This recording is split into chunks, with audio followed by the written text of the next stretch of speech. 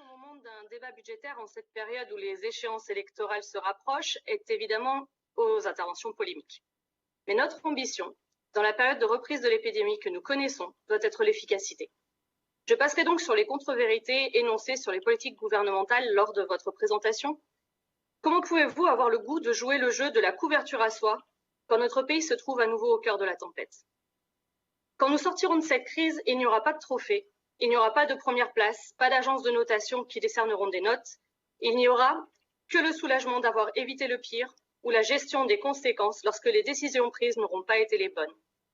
Cette crise demande de nous que nous soyons plus que jamais tous efficaces, tous responsables, tous tournés vers l'intérêt des Auvergnats et des Rhône-Alpins. C'est cela qui se joue dans chaque débat budgétaire, mais qui prend cette année une dimension particulière. Crise sanitaire, crise sociale, crise écologique et crise économique font que nous ne pouvons pas nous permettre l'individualisme ou la partisanerie. Comme l'a dit le président de la République mercredi soir, nous sommes une nation de citoyens solidaires. Nous avons besoin les uns des autres. On s'en sortira ensemble. Pour une fois, Monsieur le Président, pourquoi ne pas travailler vraiment ensemble? Ensemble avec tous les conseillers régionaux, de majorité comme d'opposition. Pourquoi ne pas prendre les commentaires des différents groupes comme autant d'enrichissement du projet régional? Travailler aussi avec l'État. Vous l'effleurez un peu dans le rapport, là où nous voudrions que vous le marteliez. Le couple État-région est fort. À chaque fois que l'État et les régions se sont mobilisés côte à côte face à cette crise, les réponses concrètes aux problématiques de nos concitoyens sont arrivées plus vite, ont été plus efficaces. Transformer ce couple en rivalité, comme vous le faites sans cesse, est une caricature. Sur le plan de relance, chiffré à 100 milliards d'euros, l'apport des régions a été essentiel. Dès juillet, le gouvernement a engagé des discussions avec les présidents des conseils régionaux et un accord résolument tourné vers la relance a été trouvé.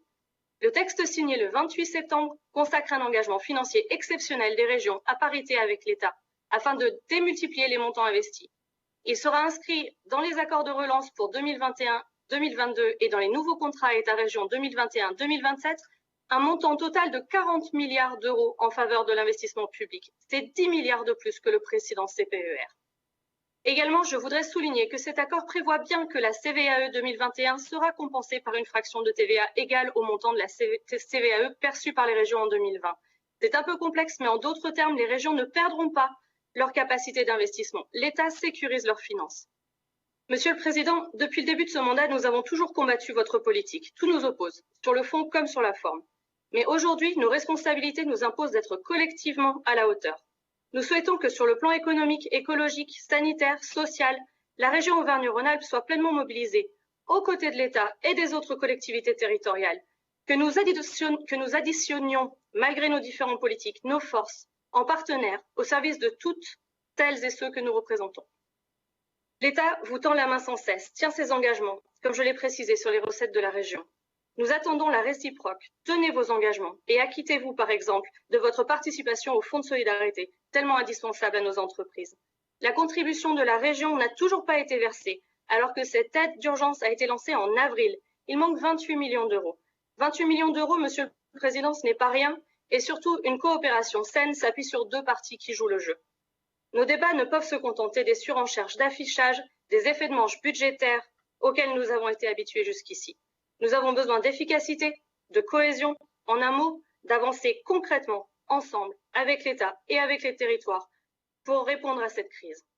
Nous espérons que ces ambitions se retrouveront dans le budget 2021 que vous nous présenterez bientôt.